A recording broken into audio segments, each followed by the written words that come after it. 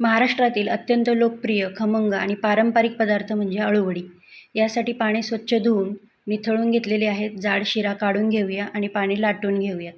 हिरवी मिरची, लसूण, जिरे, ओवा याचं बारीक वाटण करूया. 2 वाटी बेसन पीठ, पाव वाटी तांदळाचं पीठ, हळद, तीळ, चिंचेचा कोळ, वाटण, मीठ हे छान मिक्स करूया आणि थोडं थोडं पाणी घालून मध्यम मिश्रण करून घेऊया.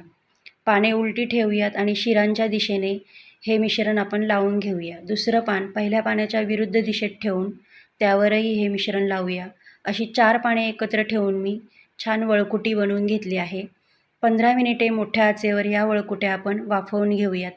तर अळूच्या पानातील कॅल्शियम ऑक्सलेटमुळे घसा खवखवू नये म्हणून यामध्ये आपण चिंचेचा कोळ घातलेला आहे. वड्या थंड करून छान सोनेरी रंगावर तळून घेऊयात. तर या वड्या वरम भातावर खूप छान लागतात. तुम्ही त्या स्नॅक्स म्हणून सुद्धा खाऊ शकता.